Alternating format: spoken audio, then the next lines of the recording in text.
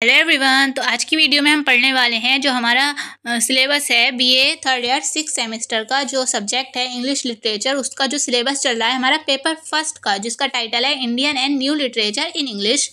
हमारी उसकी unit second चल रही है जो है पोइट्री। उसमें भी यूनिट सेकंड में भी 4 चैप्टर हैं, जिसमें हमारा चल रहा है सेकंड चैप्टर जो है निज़िम एज़ेकियल अ पोएम ऑफ डेडिकेशन, जिसका मतलब एक पोएम है और इसका नेम क्या है, अ पोएम ऑफ डेडिकेशन, जो निज़िम एज़ेकियल के द्वारा लिखी गई है। ठीक है, इसके आज की वीडियो में हम इसके एमसीक्यू क्वेश्चंस कवर करेंगे। पिछली वीडियो में हमने इसकी समरी, पोएम की समरी पढ़ ली थी, लाइन बाय लाइन पोएम को पढ़ लिया था और राइटर के बारे में भी पढ़ लिया था। ठीक है, वो अच्छे से पढ़ा था, उसमें मैंने फैक्ट्स भी बताए थे जो भी एमसीक्यू क्वेश्चंस में आ सकते हैं। ठीक है, तो वो वीडियो देखने के बाद ही आप ये वीडियो देखें। उस वीडियो का लिंक आपको डिस्क्रिप्शन में मिल जाएगा, या आप चैनल में प्लेलिस्ट वाले सेशन में जाएंगे, वहाँ पर आपको एमसीक्यू 6 सेमेस्टर के एमसीक्यू इंग्लिश की प्लेलिस्ट अलग मिल जाएगी और कॉन्सेप्ट और समरी वाली प्लेलिस्ट अलग मिल जाएगी। वहाँ पर सारी यूनिट अपलोड हो रही हैं, तो वहाँ से आप देख सकते हैं। ठीक है, वरना लिंक आपको डिस्क्रिप्शन में मिल जाएगा प्लेलिस्ट का भी। ठीक है, तो अब हम देख लेते हैं अपने क्वेश्चन। मैं आपको पहले ही बता देती हूँ कि पहले आप वो वीडियो देख कर आएँ, उसके बाद ये वीडियो देखें, क्योंकि अगर आपने वो वीडियो देखी होगी तभी आपके ये क्वेश्चन समझ में आएंगे। ठीक है, क्योंकि उसमें पोएम समझाई है मैंने लाइन बाय लाइन। चाहे डबल स्पीड करके देखें वीडियो को, पर देखें ज़रूर पिछली वीडियो, उसका लिंक आपको डिस्क्रिप्शन में मिल जाएगा। तो अब हम देख लेते हैं अपना question. Where was Ezekiel born? जो निज़िम एज़ेकियल हैं, पोइट है जो इस कविता जिन्होंने ये लिखी है, उनका जन्म किस जगह हुआ था? ऑप्शन है इसमें कलकत्ता में, ये मिस प्रिंट है। ठीक है, कलकत्ता में हुआ था, न्यूयॉर्क में हुआ था, दिल्ली में हुआ था, या बॉम्बे में हुआ था? तो इसका आंसर है डी, बॉम्बे महाराष्ट्र में निज़िम एज़ेकियल का जन्म हुआ था। नेक्स्ट क्वेश्चन है question number 2। When was Nissim एज़ेकियल awarded the सत्य एकेडमिक अवार्ड? निज़िम एज़ेकियल को सत्य एकेडमिक अवार्ड कब मिला था? ऑप्शन है इसमें ए 1983 में, बी 1924 में, सी 1952 में, डी 1960 में। तो इसका आंसर क्या होगा? ए 1983 में मिला था सत्य एकेडमिक अवार्ड। और जब भी आप डेट याद करें तो एक बात ध्यान रखना कि 2 डेट याद करें कंपेयर करके। ठीक है, जैसे कि सत्य एकेडमिक अवार्ड कब मिला था? 1983 में मिला था, और इन्हीं को पद्मश्री अवार्ड मिला था 1988 में। ठीक है, तो कभी भी एक डेट याद करेंगे तो आप जल्दी भूल जाएंगे और याद करने में भी टाइम लगेगा। तो जब एक साथ 2 डेट याद करेंगे ना, मतलब 2 वर्ष की डेट, तो आपको ज़्यादा टाइम तक याद रहेगी। ठीक है, तो फर्स्ट सत्य एकेडमिक अवार्ड कब मिला था निज़िम एज़ेकियल को? 1983 में, और 1988 में मिला था पद्मश्री अवार्ड। ये इंपॉर्टेंट क्वेश्चन है, ऐसा मत समझिएगा कि राइटर से रिलेटेड क्वेश्चन नहीं आते। अगर आपके यूनिवर्सिटी का पैटर्न एमसीक्यू है, ऑब्जेक्टिव टाइप प्रश्न है, तो ये क्वेश्चन आने की काफ़ी चांसेस हैं। ठीक है, नेक्स्ट क्वेश्चन है question number 3। Ezekiel studied philosophy from? जो एज़ेकियल हैं उन्होंने फिलॉसफी कहाँ पढ़ी थी, कहाँ से पढ़ी थी? ऑप्शन है इसमें मिठीबाई कॉलेज से, बी विल्सन कॉलेज से, सी ऑक्सफोर्ड यूनिवर्सिटी से, डी बिर्कबैक कॉलेज से। तो इसका आंसर क्या होगा? डी, बिर्कबैक कॉलेज से इन्होंने फिलॉसफी पढ़ी थी। विल्सन कॉलेज से इन्होंने ग्रेजुएशन की थी इंग्लिश से, और मिठीबाई कॉलेज में ये हेड थे, इंग्लिश डिपार्टमेंट में हेड थे, तो ये भी याद रखिएगा। ठीक है, बिर्कबैक कॉलेज से इन्होंने फिलॉसफी पढ़ी थी। आंसर होगा इसका डी। नेक्स्ट क्वेश्चन है हमारा question number 4। What was the name of Ezekiel wife? Ezekiel जो है निज़िम एज़ेकियल, उनकी वाइफ का क्या नाम है? ऑप्शन है इसमें Elizabeth, B Mary, C Daisy Jacob, D Kamala Das. तो इसका आंसर क्या होगा? सी, डेजी जैकब से इनकी शादी हुई थी 1952 में। कब हुई थी? 1952 में। इसी वर्ष, इसी ईयर इनकी जो फर्स्ट कलेक्शन है पोएम्स का, वो भी पब्लिश हुआ था। ठीक है, द टाइम चेंज, जिसका नेम क्या है? The time change. वो कब हुआ था? इनका फर्स्ट जो भी इनका पब्लिश हुआ था 1952 में हुआ था। ठीक है, ये भी याद रखिएगा। नेक्स्ट है हमारा question number 5। How many years Ezekiel lived in England? England में कितने वर्ष रहे हैं एज़ेकियल? ठीक है, ऑप्शन है इसमें A 2 years, B 3 years, C 4 years, D 5 years. इसका आंसर है सी, 4 ईयर्स। 4 ईयर्स रहे थे एज़ेकियल इंग्लैंड में। ठीक है, नेक्स्ट क्वेश्चन है हमारा question number 6। What was the name of Ezekiel's friend in London? जो लंदन में उनके फ्रेंड थे, ठीक है, जिनको ये जो आप पोएम ऑफ डेडिकेशन है जिनको समर्पित की थी, उनका नाम बताना है। ठीक है, ऑप्शन है इसमें ए जैकोब, बी विक्टोरिया, सी मैरी, डी एलिजाबेथ। तो इसका आंसर क्या होगा? D Elizabeth. अगर आपने कल वाली वीडियो देखी होगी आपको इस इन क्वेश्चंस के आंसर अच्छे से पता होंगे। ठीक है, तो आंसर क्या होगा? D Elizabeth. ठीक है, नेक्स्ट क्वेश्चन देख लेते हैं। हमारा question number 7, Nizim Ezekiel was awarded the सत्य अकेडमिक अवार्ड फॉर इस कलेक्शन ऑफ पोएम।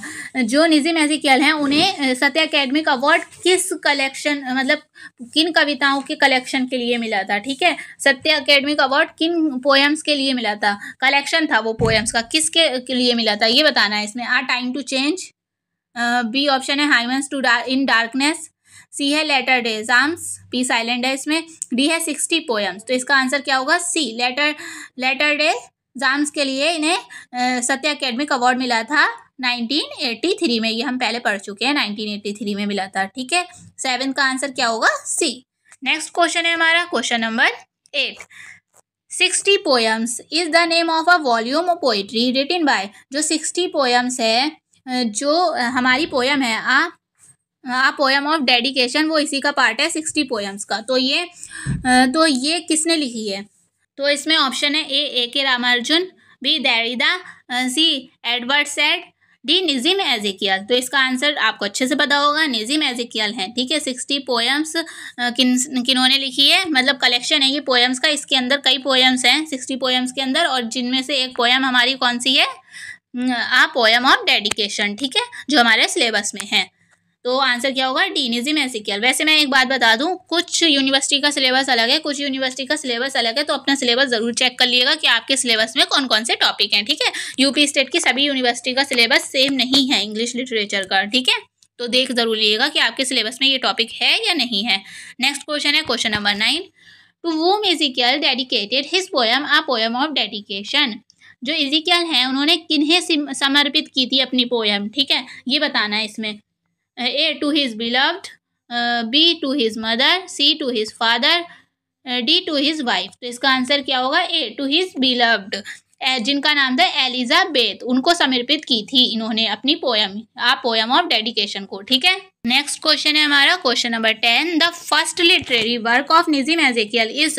निजिम एजिकियल का फर्स्ट लिटरेरी वर्क कौन सा था और जो 1952 में पब्लिश हुआ था? ये मैंने आपको बताया था, ठीक है, पहले ही, जब इनकी शादी भी इसी वर्ष हुई थी। तो ऑप्शन है इसमें A a morning walk, B a time to change, C hymns in darkness, D the exact name. तो इसका आंसर क्या होगा? B a time to change publish हुई थी 1952 में। ये इनका फर्स्ट लिटरेरी वर्क था। ठीक है, 10 का आंसर क्या होगा? बी।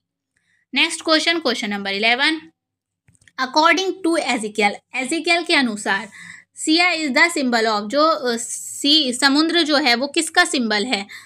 ऑप्शन है इसमें ए कंट्रोल लाइफ का, बी डेंजर का, सी कामनेस का, डी अनकंट्रोल इविल लाइफ का। तो आंसर इसका क्या होगा? अगर आपने पोएम पढ़ी है कल की वीडियो में, लाइन बाय लाइन बताइए मैंने पोएम को। ठीक है, तो इसका आंसर आपको अच्छे से पता होगा। इसका आंसर होगा डी अनकंट्रोल्ड इविल लाइफ। इसमें समुद्र को इस तरीके से दिखाया गया है कि समुद्र देखिए कितना अनंत है, असीमित है, उसका कोई कंट्रोल नहीं है, वो गहराई उसकी कितनी है ये भी हमें नहीं पता है, इस टाइप से बताया गया है। ठीक है, नेक्स्ट अब क्वेश्चन हम देख लेते हैं question number 12, where Ezekiel composed a poem of dedication. Ezekiel ने कहाँ कंपोज की थी अपनी पोएम को? आ पोएम ऑफ डेडिकेशन को कहाँ कंपोज किया था? ऑप्शन है इसमें इंडिया में, बी इंग्लैंड में, सी अमेरिका में, डी लीड्स में। तो इसका आंसर क्या होगा? बी इंग्लैंड में, इंग्लैंड में। ठीक है, आंसर बी इंग्लैंड में। नेक्स्ट क्वेश्चन है हमारा question number 13, a poem of dedication was written in. किस टाइप की पोएम है ये? ऑप्शन है इसमें ए ब्लैंक वर्स में, फ्री वर्स में, सी फॉर्मल वर्स में, D none of the above. तो इसका आंसर क्या होगा? ये जो पोएम है वो फ्री वर्स में लिखी गई है। इसका मतलब क्या हुआ? इसमें मीटर का यूज नहीं हुआ है और ना ही राइमिंग स्कीम का यूज हुआ है। ठीक है, तो आंसर क्या होगा? बी फ्री वर्स में लिखी हुई ये पोएम है। नेक्स्ट क्वेश्चन है क्वेश्चन नंबर 4, निजिम एजिकियल बिलोंग्स टू। निजिम एजिकियल कहाँ से बिलोंग करते थे? ऑप्शन है इसमें क्रिश्चियनिटी, क्रिश्चियनिटी से, बी हिंदुज्म से, सी बौद्धिज्म से, डी ज्यूइश कम्युनिटी से, यहूदी समुदाय से। या तो इसका आंसर क्या होगा? डी ज्यूइश कम्युनिटी से बिलोंग करते थे Nissim Ezekiel. Next question number 15, Nissim Ezekiel was born on, Nissim Ezekiel का जन्म कब हुआ था ये बताना है इसमें। तो इसमें ऑप्शन है ए 16 दिसंबर 1924, बी 18 दिसंबर 1924, सी 21 दिसंबर 1924, डी 16 दिसंबर 1926। तो इसका आंसर क्या होगा, ए 16 दिसंबर 1924। इनकी मृत्यु कब हुई, इनकी मृत्यु हुई, जैसा कि मैंने आपको बताया हमेशा 2 डेट्स को याद करिया करें। तो इनकी मृत्यु हुई थी 9 जनवरी को, 9 जनवरी 2004 में, ठीक है। जब ये कितने वर्ष के थे, 79 ईयर्स के थे, ठीक है। कितने वर्ष के, 79 ईयर्स की उम्र में इनकी मृत्यु हुई 9 जनवरी 2004 को, याद रखिएगा। और 16 दिसंबर 1924 में इनका जन्म हुआ। आंसर होगा इसका 15 का A. Next question number 16, Nissim Ezekiel worked as the head, Nissim Ezekiel ने एक हेड की तरह department of English at, English department में एक हेड की तरह कहाँ काम करा था। तो ऑप्शन है इसमें A Fergusson college Pune, B university of Mumbai, C Mithibai college Mumbai, D none of these. तो इसका आंसर क्या होगा, सी मिठीबाई कॉलेज मुंबई। पहले ही मैंने आपको पहले क्वेश्चन आया था एक, तो उसमें बताया था यहाँ पर इंग्लिश डिपार्टमेंट में हेड के रूप में काम करा था। किस कॉलेज का क्या नाम था, Mithibai college Mumbai. Next question है हमारा question number 17, Nissim एज़ेकियल died on, Nissim एज़ेकियल की मृत्यु कब हुई थी, ये आपको ही बताना है। इसका आंसर फटाफट कमेंट्स में लिख दो। ऑप्शन देख लेते हैं इसमें, ए 19 जून 2004, बी 9 जनवरी 2004, सी 12 जुलाई 2004, डी 21 जुलाई 2004। तो इसका आंसर क्या होगा, बी 9 जनवरी 2004 में इनकी मृत्यु हुई थी, ठीक है। नेक्स्ट क्वेश्चन है हमारा question number 18, Nissim Ezekiel was awarded the Padma Shri award in, इन्हें पद्मश्री अवार्ड कब मिला था, ये भी हमने पहले देखा है। इनको पद्मश्री अवार्ड मिला था। ऑप्शन है इसमें ए 1987 में, बी 1988 में, सी 1989 में, डी 1990 में। तो इसका आंसर क्या होगा, बी 1988 में इन्हें पद्मश्री अवार्ड मिला था। और सत्य अकेडमिक अवार्ड कब मिला था, 1983 में, ठीक है। 1983 में सत्य अकेडमिक अवार्ड, 1988 में पद्मश्री अवार्ड।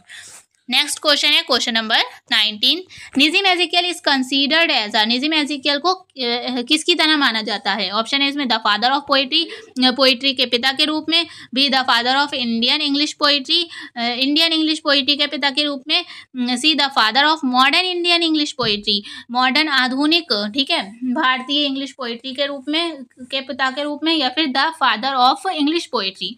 तो इसका आंसर क्या होगा, सी the father of modern Indian English poetry, मतलब मॉडर्न इंडियन इंग्लिश पोइट्री के पिता के रूप में इन्हें माना जाता है, ठीक है। ये याद रखिएगा, modern Indian English poetry. Answer होगा इसका C. Next question number 20, Nissim Ezekiel is, option है इसमें, मतलब निज़िम एज़ेकियल कौन थे। ऑप्शन है इसमें ए एन अर्बन पोइट थे, एक शहरी पोइट थे, बी ए विलेज पोइट, एक ग्रामीण पोइट थे, सी आ पोइट ऑफ नेचर, प्रकृति के पोइट थे, या फिर डी नॉन ऑफ दिस। तो इसका आंसर क्या होगा, वो महाराष्ट्र से बिलोंग करते थे ना, और मुंबई से बिलोंग करते थे, तो एन अर्बन पोइट थे, ठीक है। एक शहरी पोइट थे जो निज़िम एज़ेकियल थे, ठीक है। आंसर होगा इसका 20 का A. Next question number 21, the poem of dedication जो है हमारी, इज इंक्लूडेड इन, वो किस में है, ठीक है। ऑप्शन है इसमें, मतलब ये कलेक्शन के नेम है, पोएम्स के कलेक्शन जो निज़िम एज़ेकियल के द्वारा पब्लिश की गई हैं, ठीक है। उसी के अंतर्गत आ पोएम ऑफ डेडिकेशन आती है। तो इनमें से किसके अंतर्गत आती है ये बताना है। ऑप्शन है A 60 poems, B essay on art criticism, C the 3 place, D popular poems of Ezekiel. तो ये आती है ए 60 पोएम्स के अंतर्गत। किसके अंतर्गत आती है, 60 पोएम्स जो कलेक्शन है निज़िम एज़ेकियल का, उसके अंदर की एक पोएम है ये हमारी a poem of dedication. Next question है हमारा question number 22, according to Ezekiel who has the endless power, मतलब जो एज़ेकियल के अकॉर्डिंग किसके पास एंडलेस पावर होती है, ना खत्म होने वाली शक्ति होती है। ऑप्शन है इसमें ए किंग के पास यानी राजा के पास, बी टायरेंट के पास, सी योगी के पास, डी पुलिस के पास। तो टायरेंट मीन्स क्या होता है पहले ये देख लेते हैं। टायरेंट मीन्स होता है तानाशाह मतलब अत्याचारी राजा, ठीक है। तो जो पोयम में इस वर्ड का मतलब इस वर्ड का यूज नहीं हुआ। एंडलेस पावर होती है किसके पास होती है? टायरेंट के पास। अगर आपने पोयम पढ़ी होगी तो उसमें आपको ये वर्ड मिला होगा, ठीक है। एंडलेस पावर किसके पास होती है? टायरेंट के पास। आंसर होगा बी। नेक्स्ट क्वेश्चन है हमारा question number 23। The way from basement rooms. जो बेसमेंट रूम होता है एक तहखाने टाइप का रूम होता है, ठीक है। तो उससे जो वो था नज़ारा बाहर का, वो किस टाइप से दिख रहा था? ऑप्शन है इसमें आ वाइड, बी रेथर स्मॉल, सी रेथर बिग, डी नैरो। तो इसका आंसर आपको फर्स्ट स्टैंजा से स्टैंजा जो है हमारी पोयम का फर्स्ट स्टैंजा, उसी में आपको इसका आंसर मिल जाएगा। तो इसका आंसर होगा बी, रेथर स्मॉल था, ठीक है। जो बाहर का जो नज़ारा था वो रेथर स्मॉल कहा गया है इस पोयम में, ठीक है। आंसर होगा इसका बी। नेक्स्ट क्वेश्चन है हमारा question number 22। How many lines does a poem of dedication consist of. जो पोयम है हमारी आ पोयम ऑफ डेडिकेशन, उसके अंतर्गत कितनी लाइन्स हैं ये बताना है। ऑप्शन इसमें ए ऑप्शन है 12, 12, B 24, C 36, D none of these. तो इसका आंसर क्या होगा? सी 36 लाइन्स हैं, ठीक है। 36 लाइन्स हैं इस पोयम में। नेक्स्ट क्वेश्चन है हमारा question number 25। How many stanzas does a poem of dedication consist of. इस पोयम में कितने स्टेंजास हैं ये बताना है, ठीक है। तो इसमें 12-12 लाइन्स के 3 स्टेंजास हैं, ठीक है। 3 स्टेंजा हैं 12-12 लाइन्स के। ये मैंने कल की वीडियो में आपको सब कुछ बता रखा है, तो प्लीज़ आप वो वाली वीडियो देखें तभी आपके ये अच्छे से समझ में आ पाएगी, ठीक है। आंसर होगा इसका बी। 3 स्टेंजास हैं पोयम में, ठीक है। और ये प्रत्येक स्टेंजा में 12-12 लाइन है, जिसके वजह से टोटल लाइन कितनी है? 36 लाइनें हैं, ठीक है। 12 × 36 होते हैं ना। नेक्स्ट क्वेश्चन हमारा question number 26। Nissim Ezekiel's a poem of dedications is in form of lyrics. मतलब जो निज़िम एज़ेकियल की जो पोयम है वो किस टाइप की है, किस फॉर्म में है? ऑप्शन है इसमें आ लिरिक की तरह है, आ सॉन्ग की तरह है, आ ड्रामेटिक मोनोलॉग्यू है, D none of this. Dramatic monologue क्या होता है?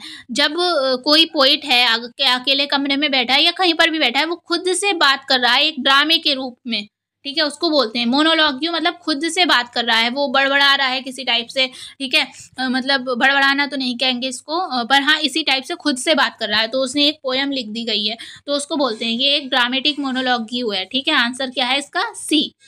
ये जो पोयम है ये एक ड्रामेटिक मोनोलॉग्यू है। Answer C. नेक्स्ट क्वेश्चन है हमारा question number 27। What do reverse teach us. Poem में रिवर्स को दिखाया गया है, नदियों को दिखाया है, तो वो हमें क्या सीख देती हैं पोइट के अनुसार, ठीक है। ये पोयम में ही एक लाइन दिखाया है, उसी में आपको ये आंसर मिल जाएगा। ऑप्शन है इसमें ए मेक अस होपफुल, हमें होपफुल बनाती हैं। B to win by simple flowing, simple flowing simple रूप से बहना सिखाती हैं। C make us hopeful and teach to win by simple flowing, simple तरीके से बहकर जीतना सिखाती हैं और होपफुल बनाती हैं। डी है नॉन ऑफ द अबव, इनमें से कोई नहीं। तो इसका आंसर क्या होगा? C make us hopeful and teach to win by simple flowing, ठीक है। जैसे नदियाँ हल्के हल्के बहती हैं और अपनी जहाँ उनका मतलब उन्हें जाना है वो अपना प्राप्त करती हैं, अपना लक्ष्य को प्राप्त करती हैं सिंपली तरीके से बहकर, ठीक है। आंसर होगा सी। नेक्स्ट क्वेश्चन है हमारा question number 28। What do trees teach us. जो ट्रीज हैं, जो पेड़ हैं, वो हमें क्या सिखाते हैं अकॉर्डिंग टू पोयम के अनुसार, ठीक है। ऑप्शन है इसमें ए इम्पॉर्टेंस ऑफ रूट्स, जो रूट्स होते हैं, जो मतलब जड़ें होती हैं, उनकी महत्वपूर्णता सिखाता है हमें। B slow speed of basic growth, slow speed basic growth की स्लो स्पीड मतलब होती है। C importance of roots and slow speed of basic growth. D है नॉन ऑफ द अबव, इनमें से कोई नहीं। तो इसका आंसर क्या होगा? सी होगा। इम्पॉर्टेंट ये जो पेड़ होते हैं, जैसे कि पूरा पेड़ कितना भी घना पेड़ हो वो सिर्फ जड़ के ऊपर रहता है, ठीक है। तो इम्पॉर्टेंस ऑफ रूट्स दिखाते हैं हमें, जड़ की महत्वपूर्णता दिखाते हैं, ठीक है। और क्या दिखाते हैं? Slow speed of basic growth, हल्के हल्के बढ़ना आगे, ये सिखाते हैं हमें, ठीक है। आंसर क्या होगा? सी, हल्के हल्के बढ़कर अपने लक्ष्य को प्राप्त करना। नेक्स्ट है हमारा question number 29। In a poem of dedication children are filling the blanks यहाँ पर फिल करना है इसको हमें, जो वर्ड आएगा बट नेवर सीन, ठीक है। तो ये चिल्ड्रन आर, ये जो यहाँ से लाइन है ये एक पोयम की लाइन है, ठीक है। उसमें चिल्ड्रन आर, जो तहखाने में पोइट बैठा होता है तो उसे बच्चों की आवाज़ तो आती होती है पर बच्चे दिखाई नहीं देते हैं। बच्चों की खेलने की आवाज़ तो आती है पर बच्चे नहीं दिखाई देते हैं खिड़की में से, ठीक है। तो चिल्ड्रन आर क्या आएगा इसमें से, ए प्रेजेंट आएगा, बी प्लेइंग आएगा, सी हेयर्ड आएगा, डी विपिंग आएगा। तो इसका आंसर क्या होगा, हेयर्ड। हेयर में सुनना, मतलब आवाज़ तो उन्हें की सुनाई देती है पर वो दिखाई नहीं देते, बट नेवर सीन। आंसर होगा इसका सी। नेक्स्ट है हमारा question number 30, from which Marathi speaking Jewish community Ezekiel belongs to. जो निज़िम एजेकियल हैं वो मराठी स्पीकिंग जूइश कम्युनिटी के किस में बिलोंग करते हैं। ऑप्शन है इसमें Bene Israel, B Bene Marathi, C Jewish Bene, D Jewish Israel. तो आपको आंसर ये लगता होगा जूइश बैन या जूइन इज़राइल, नहीं, बिल्कुल नहीं। इसका आंसर है ए, बैन इज़राइल कम्युनिटी बोलते हैं, ठीक है। जो जूइश कम्युनिटी होती है, मराठी स्पीकिंग जूइश कम्युनिटी, उसको बैन इज़राइल कम्युनिटी भी बोलते हैं। तो इसका आंसर क्या होगा, ए। नेक्स्ट है हमारा question number 31, what does the poet seek in the poem a poem of dedication. जो आ पोयम ऑफ डेडिकेशन है उसमें कवि क्या चाहता है, पोइट क्या चाहता है। ऑप्शन है इसमें ए रेजोल्यूशन चाहता है, संकल्प चाहता है, बी कंफर्ट आराम चाहता है, सी प्लेजर खुशी चाहता है, डी नॉन ऑफ दीज। तो इसका आंसर क्या होगा, ए रेजोल्यूशन चाहता है जो कवि है हमारा, ठीक है, संकल्प चाहता है। नेक्स्ट क्वेश्चन है हमारा question number 32, a poem of dedication is a poem of. जो आ पोयम ऑफ डेडिकेशन है वो कैसी पोयम है। ऑप्शन है इसमें क्या दिखाया गया है, इसमें ए लव दिखाया गया है, बी आइडेंटिटी दिखाई गई है, सी कॉन्फ्लिक्ट यानी संघर्ष दिखाया गया है, डी हेट दिखाया गया है यानी नफरत दिखाया गया है। क्या दिखाया गया है इस पोयम में, तो इसका आंसर होगा सी, कॉन्फ्लिक्ट दिखाया गया है, ठीक है। एक सीमित जगह को दिखाया गया है और एक विस्तार जगह को दिखाया गया है, ठीक है। मतलब इसमें कॉन्फ्लिक्ट संघर्ष को दिखाया गया है, ठीक है। आंसर होगा इसका सी। नेक्स्ट क्वेश्चन है हमारा क्वेश्चन नंबर 33, कुछ क्वेश्चन ही रह गए हैं, 40 क्वेश्चन है शायद इसमें, 42 या 40। नेक्स्ट क्वेश्चन है हमारा question number 33, this Elizabeth is my creation. ये लाइन इसी पोयम में है। द लाइन अपेयर्स इन, ऐसे क्वेश्चन बहुत आते हैं, ठीक है, एमसीक्यू वाले में। लाइंस दे दी जाती है और पोएम्स के नेम दे दिए जाते हैं जो आपके सिलेबस में हैं पोएम्स, जैसे कि लक्ष्मण वाले के नाम दे दिया जाएगा, है ना, इस टाइप से। तो इसको बताना है ये लाइन किस पोएम से ली गई है। ऑप्शन है इसमें ए हंगर से, बी अनक्लेम्ड से, सी आ पोएम ऑफ डेडिकेशन से, डी नॉन ऑफ दीज। तो इसका आंसर क्या होगा, सी आ पोएम ऑफ डेडिकेशन। इस टाइम तो आपको आंसर अच्छे से पता होगा क्योंकि आप यही चैप्टर पढ़ रहे हैं, पर अगर एग्जाम में क्वेश्चन आता है तो थोड़ा हार्ड होता है ये इस टाइप के क्वेश्चन, क्योंकि उस टाइम इतनी पोएम्स की लाइंस याद नहीं रहती हैं, इसलिए। This Elizabeth is my creation किस पोएम की लाइंस है, a poem of dedication. Next question है हमारा question number 34, the poem a poem of dedication में बी डिवाइडेड इनटू। ऑप्शन है इसमें A 2 stanzas of 12 lines each, B 3 stanzas of 12 lines each, C 4 stanzas of 8 lines each, D none of these. तो आप poem of dedication है जो उसमें 3 stanzas हैं और प्रत्येक में 12 लाइन्स हैं, ठीक है, 12 लाइन्स हैं प्रत्येक में। तो आंसर क्या होगा इसका बी, और टोटल लाइन्स ऑफ कितनी होंगी 36, ठीक है। नेक्स्ट क्वेश्चन है हमारा question number 35, which Siya is mentioned in the poem. जो पोयम है उसमें साफ साफ एक समुद्र का दिखाया गया है, ठीक है, तो कौन सा समुद्र के बारे में बताया गया है उसमें। ऑप्शन है इसमें Arabian sea, B Mediterranean sea, C South China sea, D the Black sea. तो इसका आंसर क्या होगा, बी मेडिटेरेनियन सिया को दिखाया गया है इसमें, ठीक है। किसको दिखाया है, बी मेडिटेरियन सिया को साफ साफ उसमें लिखा हुआ है पोयम में। नेक्स्ट क्वेश्चन है हमारा question number 36, the man who fights a bull is called. जो बुल मतलब सांड से जो लड़ाई करता है उस मैन को क्या कहा गया है इस पोयम में। आ मैजिटर, B wrestler, C knight, D none of these, ठीक है। तो इसका आंसर क्या होगा, आम एडिटर बोलते हैं उसको जो सांड से लड़ते हैं, ठीक है। आंसर होगा इसका ए, आम एडिटर। नेक्स्ट क्वेश्चन नंबर ख़त्म हो चुके हैं क्वेश्चंस। अब इतने ही क्वेश्चंस थे इसमें, और जितने मतलब मुझसे बन सके क्वेश्चंस मैंने इस टॉपिक पर बना दिए हैं। बाकी क्वेश्चंस आप लोग बुक्स में, जो भी आपकी लाइब्रेरी वगैरह में बुक्स अवेलेबल हो वहाँ से देख लेना। वैसे ये सारे ही इंपॉर्टेंट क्वेश्चन है और इतना काफ़ी है अगर आपने पोएम्स को अच्छे से पढ़ा है, समरी को अच्छे से पढ़ा है और साथ साथ राइटर्स के बारे में भी अच्छे से पढ़ा है, ठीक है। तो आप कह सकते हैं कि आपका ये चैप्टर कंप्लीट हो गया है, यहाँ तक काफ़ी है। और अगर आपका पैटर्न अलग है, मतलब जिसमें लॉन्ग क्वेश्चंस भी आते हैं, तो आपको थोड़ा और भी पढ़ना पड़ेगा, ठीक है। और एमसीक्यू इस मतलब जिनका एमसीक्यू पैटर्न है उनके लिए ये क्वेश्चंस यहाँ तक काफ़ी हैं, ठीक है। और बाकी पोएम्स को लाइन बाय लाइन पढ़ लिएगा, उसके लाइंस को अच्छे से ध्यान से पढ़ लिएगा, ठीक है, दोबारा, ठीक है। और जो भी आपको इससे रिलेटेड जैसे कि एक्सप्लेनेशन वगैरह अगर कुछ चाहिए हो तो आपको पीडीएफ में मिल जाएगी, वहाँ पर आप ज्वाइन हो जाएं टेलीग्राम ग्रुप पर, उसका लिंक आपको डिस्क्रिप्शन में मिल जाएगा।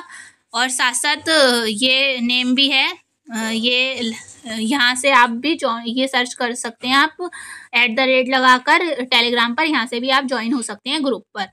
अगर वीडियो थोड़ी भी हेल्पफुल रही हो तो प्लीज़ वीडियो को शेयर ज़रूर कर दिएगा अपने फ्रेंड्स के साथ, ठीक है, जो भी 6th सेमेस्टर में स्टूडेंट्स हो उनके साथ। और हमारे चैनल पे 4th सेमेस्टर का भी सिलेबस अपलोड है, तो प्लीज़ जो भी आपके जूनियर हैं उनको भी सिलेबस मतलब आप प्लेलिस्ट शेयर कर दिएगा। हमारे चैनल की प्लेलिस्ट वाले सेशन में काफ़ी कुछ दे रखा है, तो वहाँ से आप चेक कर सकते हैं जाकर, ठीक है।